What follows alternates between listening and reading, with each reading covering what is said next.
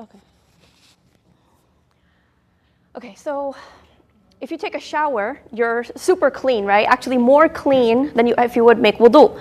But if you just take a shower and you don't make wudu, your prayer doesn't count because you're physically clean, but you're not spiritually clean, right? Ritually clean. So there's a difference between being clean and being pure, okay? So that's kind of the discussion that we had last time about how important it is for us to be, for our clothes to be clean, for our body to be clean, for the place that we pray to be clean in order for our prayer to count.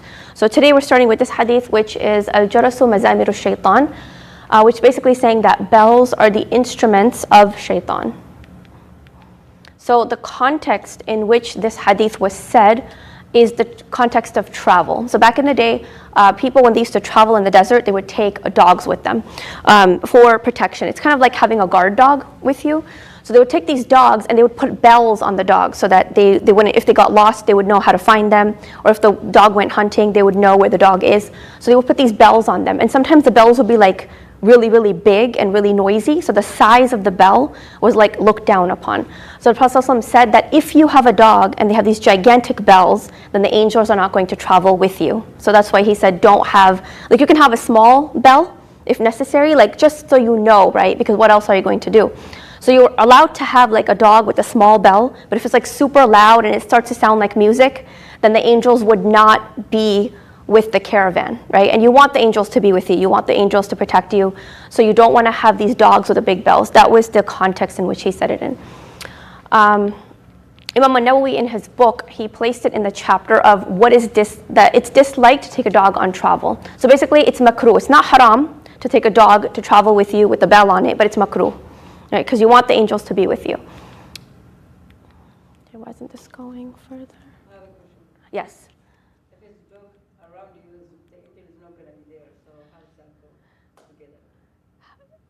If the dog is with you?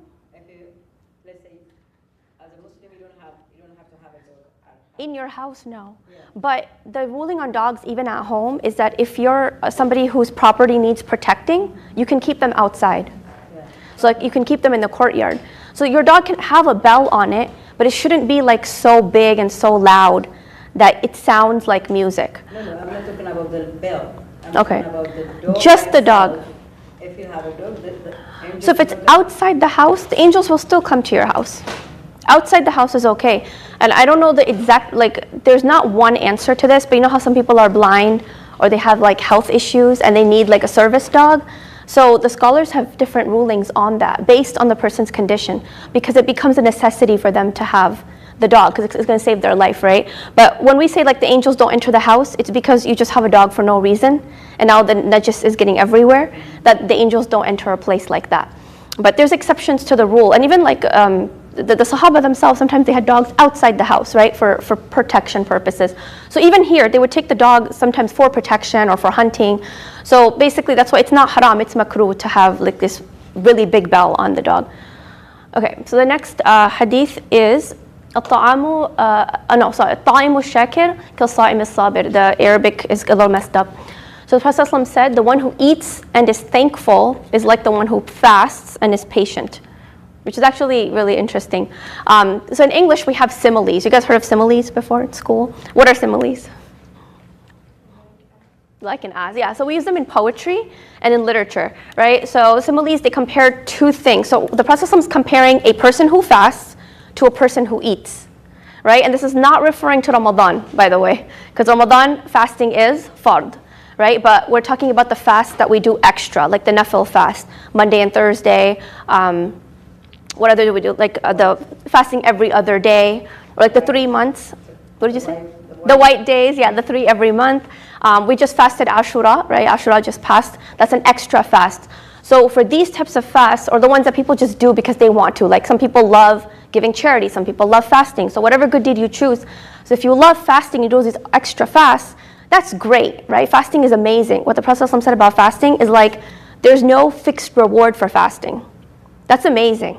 Because what he's saying is when you meet Allah, Allah's going to give you a very special reward for fasting because it's so beloved to Allah, right? So it has no fixed reward. So everybody knows that, okay, fasting is one of the best things you can do. So the Prophet ﷺ is using that as an example, and he's saying that if you fast and you're patient, what are you patient over when you're fasting? What are we being patient over? What did you say? Food, yeah, food. You can't eat, you can't drink, you can't say stuff that comes to your mouth, right? You have to like watch your tongue, you have to be nice to people. If somebody wants to fight with you, you say no. So all these things, when we're fasting, we're like holding ourselves back, right? We have to hold ourselves back from the things we want to do. So the person who's fasting, she's being patient. The one who's eating, they're enjoying themselves. So naturally, we're like, there's not really a comparison. How can the Prophet ﷺ compare the person who's fasting to the person who's eating? It's because it's the intention, right? So if you're eating and you're just like mindless and you're like being careless and you're not thinking about Allah, you're not thinking about how Allah gave you the food, right? You're not being mindful of what you're eating, you're not acknowledging that this is Allah's blessing on you, then your eating has no reward, right? It's just like a thing that you're doing. Your eating has no reward. But if you become grateful for the food that you're eating, you get just as much reward like the person who's fasting. Again, not the fard fast, but the nafil fast, right? So the person who doesn't fast becomes like the person who does because of their intention, okay? So this shows us another lesson behind this, right? That the things that we do, they become more powerful by the intentions that we have, right? There's 5 categories of things in Islam. We have fard, and then we have mustahab, right? Fard means you have to do it, right? Obligation. Mustahab is highly recommended. And then we have mubah. Mubah means that it's permissible. Like if you do it, it's okay. And if you don't do it, it's okay. Like eating, for example, like eating an apple. Like if I give you an apple right now, like is it fard for you to eat it? Do you have to eat it? No, right? And if you say no, are you going to be sinned for it? No, right? So salah is fard. Mustahab would be like praying our sunnahs, right? Around our prayers. And then mubah is like, it's just whatever, okay? And then the 4th one is makruh, which is disliked. And then the 5th one is haram, right? That you get sins for. So if you do any action in Islam that's halal to do, that's basically mubah. Like Allah allowed you to do it. But if you change the intention, it becomes heavier on your scale. You get double the reward or triple the reward. Allah multiplies your reward based on your intention. That's the power of your intention. So for example, like let's say you come at Jum'ah and you only have like $1 to give. But you wish you had 5 or you wish you had 10 and you say to yourself, Ya Allah, if I had more money, I would have given more sadaqah. Now Allah will multiply your reward as if you gave it. That's the power of your intention. That's what the Prophet ﷺ is trying to get you to understand, okay?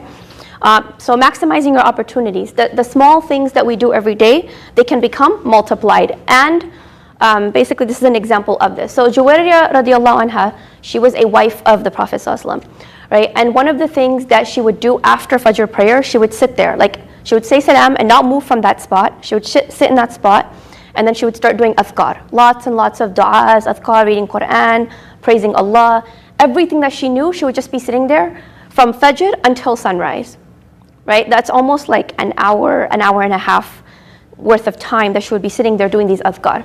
So the Prophet ﷺ came to her and he said, what are you doing? Like every time I come in the morning, because you know how he would take turns visiting his wives every day. So he would come to her house after Fajr and he'd be like, every time I come here, you're just sitting on the like sajada, just sitting there doing your dhikr. And she's like, Ya Rasulullah, like I'm just praising Allah, like I'm doing dhikr, I'm doing a good thing. But the way he saw it is that she's overworking herself in a way. So he said, should I tell you of a dua that you can make that will get you the same reward without sitting there for an hour and a half, right? This dua, it only takes like 2 minutes to make, right? You're supposed to say it 3 times. So basically it's Subhanallahi wa bihamdih, adada khalqih, wa rida nafsih, wa zinata arshih, wa midada kalimatih. It's just like 5 words, right? And you say this 3 times, you get the same reward as if you were sitting from Fajr till sunrise doing all of this adhkar. So what the Prophet ﷺ is teaching you is that in order to get close to Allah, you don't have to overwork yourself. You don't have to take up the whole day. Sometimes people think like they want to become a better Muslim, right? But they're like, I'm going to have to give up so much of my time. I'm going to have to give up the things that I like. I'm going to have to, sacrifice all this, time with my friends or something I could be doing, or have so much homework to do. Like how can I read Quran or do extra dhikr, right? But it's not about the time always. It's about what are you doing, right, with the time. So basically the Prophet ﷺ is teaching us that you can basically do things in an easy way. You can get closer to Allah in an easy way. So this is like a life hack, basically, right? These du'as are life hacks in real life. Like, we have so many life hacks in our deen, actually. So the intention thing, that's a life hack. If you can't give, it's okay, make the intention to give. If you can't pray tahajjud, if you know you're tired, you can't pray tahajjud, still make the intention when you go to bed. And you know what happens? You get rewarded for sleeping. If you actually genuinely make the intention that, Ya Allah, I'm gonna try to wake up for tahajjud, and you put your alarm and you don't wake up, you still get the reward because you made the intention, okay? So this dua basically means, Subhanallah wa bihamdih means like, oh Allah, you are perfect, you are flawless, glorified be Allah, wa bihamdih, and all praises to Allah, adada khalqih. So you're saying like, adada khalqih means like how many creations He has, right? So there's millions of angels, there's millions of jinn, there's millions of humans, there's millions of animals. You put all of those together and you're saying, Ya Allah, I glorify you that many times. So basically infinity, right? Like you're counting everything. And then what did Allah Nef say? Like the extent of your happiness. Like, do we know how happy Allah can be? We don't know, right? It's basically like infinity. That's the meaning behind this. Like, Ya Allah, I'm praising you until you become infinitely happy. Right? What was in Arshih is like Allah's throne, right? If Allah is so great, imagine the weight of Allah's throne, right? So we're saying, Ya Allah, as heavy as your throne is, that's how many times I'm praising you. That's how many times I'm going to glorify you. And وَمِدَادَ كَلِمَاتِ is, what was that? I forgot that.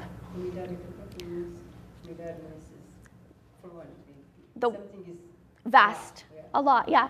So as much as your words are, like Allah's words in the Quran, Allah describes that even if Allah's words were like the ocean, and the oceans were the ink, Allah would never run out of things to say, basically. So that's what the meaning is over here, like Allah's words don't run out, right? The Quran is not only like this skinny, right? The Quran is actually a pretty skinny book, right? The Quran is not this skinny because Allah ran out of things to say. The Quran is this skinny because He wanted to make it easier for us to remember. No, I didn't start at 1. I didn't start at 1. I started... No. We've been doing this for the past few weeks. Today we're just doing a couple and then we're going to stop. No, we do like... We do a couple every time. But it's like Maghrib is getting earlier and earlier, so eventually we might have to stop and come back. But we're not going to do that today. We're just end when Maghrib comes. Yeah, so it's going to be a little bit short. Yeah, and then later when Maghrib is earlier, then we'll just pause and come back, inshallah. Okay, so... Huh? It's going down. It's going to become 8 o'clock. Yeah. You might start 6 days. It's not even working. Oh, 1 second. Okay, so again, the same hadith, but a different angle now. So he said the one who eats and is thankful is like the one who fasts and is patient, who has sabr. So basically, what is sabr? We talked about this a little bit before, but I want to tell you guys a story of Salama. So Salama radiallahu anha, she was the wife of Abu Salama, right? At first, and that was her husband. He was an amazing husband. Everybody used to be like, envious of her because they would be like, oh, she has such a good husband. They had a great relationship. She loved him a lot. She praised him a lot. He was a respectable man. She was a respectable woman. They had a great family, and she had a son, right? And the son was like the apple of their eye, very beloved to them, and he passed away. So then she was like, she was about to cry, but then she kept it together. And it doesn't mean that you cannot cry. I don't want to have that misconception. You can cry, right? We can cry. The Prophet ﷺ cried when his baby died. But in this specific situation, she chose to keep her grief inside and not mention it to her husband because she didn't want him to be sad, right? So she didn't tell him, and then a couple days later, right, she became pregnant again, and she went to the Prophet ﷺ, right? And she told them about what happened. She said, our baby died, and I didn't tell my husband, but now, I found out that I'm pregnant again. And later on, the husband finds out that the baby the son had died. He was like a toddler, right? So the Prophet ﷺ actually tells her, you did the right thing. You did the right thing by not telling your husband. Because he would have been so upset with grief that he wouldn't been able to have a good relationship with you. Right? Like, you guys know what I'm talking about. Okay. I have a question here. Yes. He was traveling when he died? He was not, I think he was traveling, something like that. Yeah. So, but basically, like she hid the news from him. She hid the news from him until she had a chance to become pregnant, basically.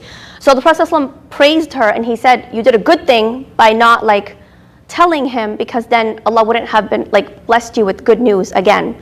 So then she got, the good news again. But the thing is that later on, he passed away, her husband. Before he knew. Huh? Before he knew he said. No. So the son story is done. He knows that she was pregnant. Yeah. Yeah. So so they have the second kid too, right? The second kid.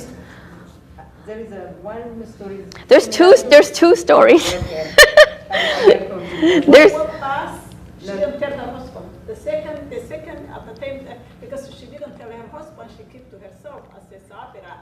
Then Allah blessed her with another thing, another son. There is another story too. Yeah. When he comes, Yeah. until he eats, rest, and then she doesn't tell him. Yeah, that's the same story. Oh. Yeah. So basically the point is that he does find out later, but because the Prophet ﷺ excuses her, he doesn't get mad at the wife. That's the point. Like he was initially angry, like how could you not tell me? But when they went to the Prophet ﷺ, they told him the story, he praised her and he said, no, it's not her fault. She did the right thing. And then the Prophet ﷺ, I think he made dua for them or something. I think I'm mixing up the order in which things happen. But they were basically blessed with another child. So one child was taken away, but it was because of her patience in Allah, her sabr, that they were blessed with another child. And that happened. So that story's done, right? And then the second part of her story is that her husband passed away. So when Salama's husband passed away, the husband she loved so much, when he passed away, she was devastated. She thought to herself, I'm never going to find a better husband than this, right? Like this is the love of my life. Like how am I ever going to live without him? Like I lost him.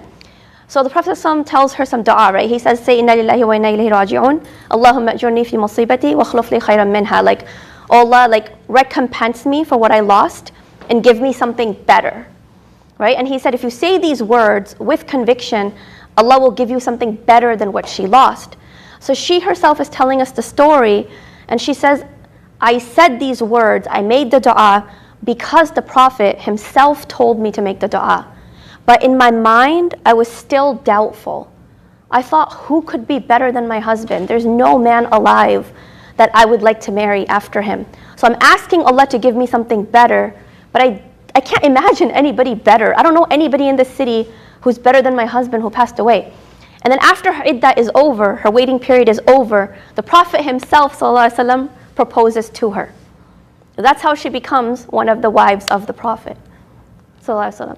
So yeah, that's her story is like very miraculous. So yeah, it's because she showed that emotional like composure at that time, right? Like some people when they hear of a calamity, right? What happens? They lose it, right? Like a lot of women in Jahiliyyah before Islam, they would start beating their chest. They would start screaming in the streets, right? Start wailing and crying and making a big scene when somebody died, right? So having sabr is not to do that. Right? Not to be wailing and like crying like a like a hyena, whatever. Like we have to have a way in which we show our emotions, and when we say inna lillahi wa inna ilayhi raji'un, it has to be at the time of calamity. Right? Like exactly when the calamity happens, you have to have sabr. Right? So you can cry, but you're not making a scene in front of everybody like, oh, our provider is gone, and you're screaming and you're complaining against Allah. That's not what she did. Right? So she was sad, but in that moment she had sabr. Okay, so what is shukr then? Actually,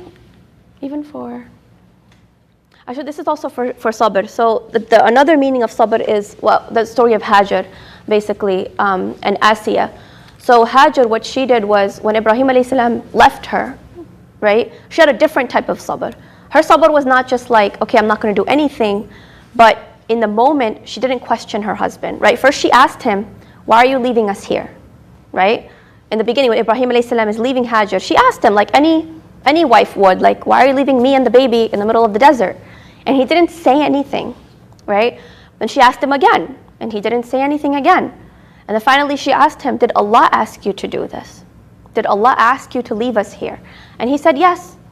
And then she said, okay, then Allah is going to take care of us, right? So her sabr, it manifested in a different way. Right? So the idea that I'm trying to say is like, sabr doesn't always look the same on every person. It can look different, right? And a lot of people think that sabr just means not saying anything, the way Salama did. That's okay. Your sabr can look like that. Hajar's sabr was different. She still questioned her husband, but when she knew it was from Allah, then she didn't argue with him, right? She could have fought with him. She could have argued with him. We don't want to be left here. I don't care what Allah said. She didn't do any of that, right? When she found out the command was from Allah, then she had sabr. And then after that, she ran from Safa to Marwa, right? That's why we do sa'i. So she didn't just run once from Safa to Marwa. She could have given up, right? That distance is pretty long. If, from one mountain to the other, it's actually pretty long. So she could have just ran once and then been like, okay, I didn't find any water. I didn't find anything. So I'm going to go sit down and cry, right? No, she went back. She was actually also looking for anybody. Exactly. She was looking for people, looking for water, looking for signs of life. Maybe she sees any birds, because birds circle around water, right? In the desert. Like, if you see birds circling in one area, it means there's water. So she was looking for anything she could find, right? So she's going back and forth, back and forth, back and forth. Her doing that action itself is sabr as well, right? Because it means to persevere. It means not to give up, right? So she did not give up. She did not just sit there. Like, she could have also said, oh, Allah's going to take care of me means Allah's going to send me food from the sky. She could have said that. I mean, she's in the desert, right? If Allah commanded her to be there with the baby, she could have sat down in the middle of the heat and just be like, Allah, send me food from heaven. But she ran back and forth, back and forth, back and forth, waiting for something, looking for something. And then Jibreel alayhi salam came and he struck his wing on the ground, and then Zamzam was it basically happened. So Allah gave her Jibreel alayhi salam. Yeah, he came and his wing, he did the thing with the wing, and then Zamzam came from the ground. So but this story does a lot of different stories, right? there's some different versions. Yeah, some people say that it was Ismail who Yes. kicked it, but I mean it could be both. I'm like, why can't it be both? That's why I read a lot. Okay, so then Asiya, the wife of Fir'aun, right? She also had sabr, but in a different way. So she was the queen. She couldn't really escape, right? Fir'aun was an abusive husband. She was stuck, right? Asiya was stuck. She couldn't actually escape. So there are people like that now in our times. Either their parents are abusers or their husbands are abusers. They try to leave, but they can't, right? They're oppressed. So Asiya, she grew up in a palace. She was rich. Everybody was like, oh, she's the queen. But she was in that oppression. Her husband was abusive. He was oppressive. So when the message came, when Musa alayhi salam brought the message, right? Remember, she raised Musa alayhi salam, right? That's like that's almost like his mother. So when he brought the message, she accepted, right? When Fir'aun became super angry, what did he say? He said, I'm going to kill everybody who believes in Musa, right? So what he did was, the Quran describes it very graphic. He took his people, and including Asiya as well, and he would take their limbs and like tie them up in like opposite directions until, Even Asiya? I think even her, but she was the last one to be punished. So she was tied up actually, and they were about to drop a boulder on her. Right? For the rest of the people, they died by getting their limbs cut off. Musa came alayhi salam and she took the Islam. When she accepted Islam, yeah. So Fir'aun said, leave the religion or I'm going to kill you too. Right? He told the people in his court, he told his advisors, all the people who became Muslim, he said, if you don't leave Islam, I will kill you. So for all the people in the court, like he killed them by like almost like crucifying, but not really crucifying. Like he took their arms, like their limbs, and like ripped them off. But with Asiya, he had her tied down, right? So she's on the ground, her hands and legs are tied down, and they were about to throw like this gigantic boulder, like a rock, on her. And that's when she said that dua. In Surah Tahrim, we have this dua, Rabbi ibni li indaka baytan fil jannah. So she basically, the rock is coming at her, and she makes this dua like moments before death. that, oh Allah, grant me a house in Jannah near you and save me from Fir'aun and save me from the evil people. So she makes this dua and Allah granted her wish. Even before the rock hit her, Allah took her soul. So He didn't allow her to feel the pain of the death. So they thought, oh, we killed her, like we basically gave her a very painful death. But actually moments before the rock even reached her body, Allah had taken her soul out because she made that dua. Because all this time she had been trying to, get Fir'aun to accept Islam. She was living in this household, abusive household, and she endured a lot of pain. But she turned to Allah and Allah took care of her, right? That was her sabr.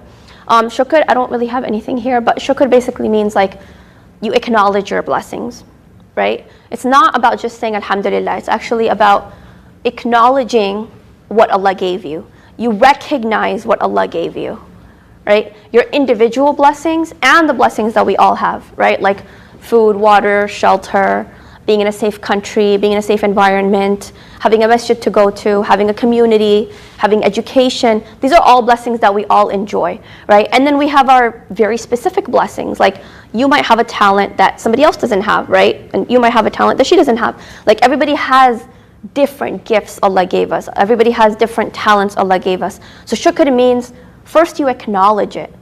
Like you see it. You actually appreciate it. Ya Allah, thank you for giving me this, right? Because if you can't acknowledge it, you can't be thankful for it, okay? All right, the next hadith is about the salam. Any questions before we move on, actually? I have a question. Yes. What is sabr? Oh, we already talked about sabr. Patience, but it's a lot more than that. It's like resilience, like being able to try hard to get out of a bad situation, but you still rely on Allah at the same time. Okay, so the Prophet ﷺ said that the one who initiates the salam is free of pride, meaning free of arrogance, right? So he's saying that whoever is the first one to say salam, congratulations, you don't have arrogance in your heart, right? Because we know arrogance is a huge disease of the heart. So somebody might ask themselves, well, how do I know? How do I know if I'm arrogant? How do I know if I think that I'm better than other people? The indication is in your behavior, right? How do you treat people, right? If you observe a lot of people, you will see that sometimes people don't say salam to each other. They don't acknowledge another person. They will walk right by and not even acknowledge that somebody's there, right? Like things happen, maybe they're in their head, maybe they're worried about something. It's not always an indication, but if it keeps happening, then you start to question yourself like, oh, why is it that this one person never says salam to anybody, right? Like, why is that the case? I mean, we're not making judgments on other people, but it's just an observation. So the concept of shuh is that shuh in Arabic means greediness and like when you want to hold on to things, and it's a type of selfishness that you only care about yourself, right? This word appears in Surah At-Taghabun, when Allah says, وَمَن يُوقَ شُحَّ نَفْسِهِ فَأُولَٰئِكَ هُمُ الْمُفْلِحُونَ. Like, whoever is saved from their own shuh in the heart, they're the successful ones. Whoever is saved from their own shuh. So that, stinginess. So like, the idea is if you don't say salam to somebody first, like if you're always like consistently not the one to initiate salam, it means something in your heart, you're stingy. You're not generous with your heart because you're not generous with your salam. So Allah is saying that the successful one, the successful person is the one who's saved from their own shuh, from their own stinginess, their own greediness, right? Because when we think about greediness, we think about other people, right? But Allah's saying, no, look at your own heart. Are you quick to say the salam or are you slow, right? And it also relates to like having grudges against people. Are you quick to forgive or are you somebody who holds on? Like, oh, this person said this to me and that person did this to me and this person said this to my mom or my uncle or my dad or whatever. Like you're holding on grudges for everybody and for yourself, right? So you're not able to just allow people and forgive them, right? So it's basically about purifying your heart. So an easy way to purify your heart is to give the salam. Right? And another hadith, the Prophet ﷺ also said, give salam to those you know and those you don't know. Right? And it's a sign of the Day of Judgment also. that when people meet each other, like Muslims pass each other by, and they don't say salam to each other, it's a sign of the Day of Judgment. Because that happens so common, right? You go to the mall, you go to the store, you say salam to somebody, and they don't even respond, right? They don't even look at you. Yes. Minor sign. Yeah. Thanks for asking that question. It's a minor sign of the Day of Judgment. Okay. So what are the etiquette of salam? So in the Quran, Allah says, when you are greeted, respond with a better greeting, or at least similarly. Surely Allah is a vigilant reckoner of all things, meaning Allah's watching everything. He's paying attention. So what does a better greeting mean? So if somebody says Assalamu alaikum, what is the response that you can give? The minimum response? The minimum. Wa alaikum assalam. And if you do that, you get how many rewards? 10. You get 10 rewards. So okay, good. Somebody says salam, you say wa alaikum assalam. Perfect. You're good. You're not going to get sins or anything. What about if you say salam also 10 reward? If you say the salam first? Yeah. Yeah, of course. And you get more reward because you started it, right? Whoever starts the salam gets more reward. And then if you respond wa alaikum assalam wa rahmatullah, you get 20 rewards, right? We know this from a different hadith. And then if you say wa alaikum assalam wa rahmatullahi wa barakatuh, you get 30 rewards. So Allah Himself said, respond with what's similar, which is wa alaikum assalam, or better, right? So you can add on more to get more rewards, but you don't have to, right? But if somebody says salam to you, you have to respond, right? It's not allowed not to respond. And then when entering or leaving a gathering, so if somebody comes in, for example, right? So Abu Hurairah radiallahu anhu said that the Prophet said, when one of you arrives at a gathering, he should say the greeting of salam. He should also do so when he wants to depart, for the first greeting is not better than the last. So what he's saying is, like, some people, they think that it's important to say salam only when I come and not when I leave. So he's just saying that it's important to say salam when you come and when you leave, right?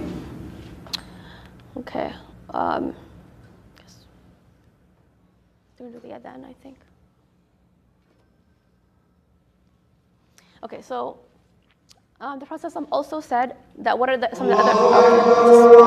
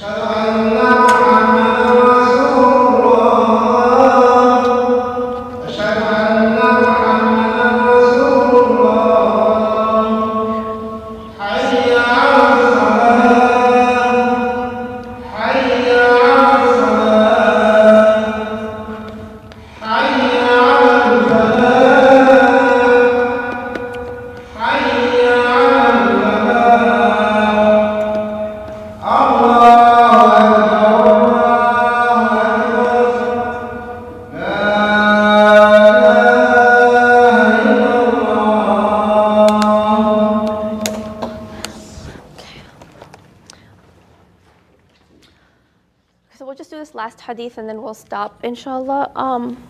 So the Prophet said that when a younger person meets an older person, then the younger person should say salam first. It's out of respect, right, for the elder. When the one passing by, like let's say a group of people are sitting and somebody's just passing by, the passerby should say salam to the group that is sitting. A small group of people should greet a larger group of people first.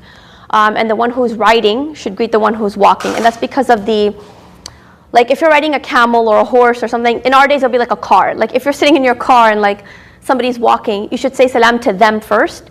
And that's because like Allah's gifted you with giving you something to ride in or on. And so you're saying salam as a way of gratitude to Allah. I don't know if that makes sense. So there's different reasons why like this group is saying salam to the other group, right? These are the etiquette of salam.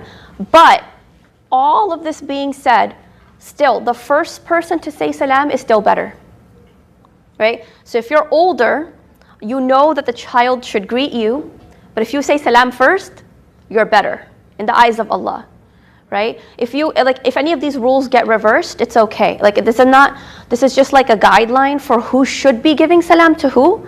But if you give salam first, it's better for you. Okay, so always try to be the first one to say salam to the person. Also, I want to, actually, let me just finish. سبحان ربك رب العزة عما يصفون وسلام على المرسلين والحمد لله رب العالمين. I wanted to get y'all's opinion on something.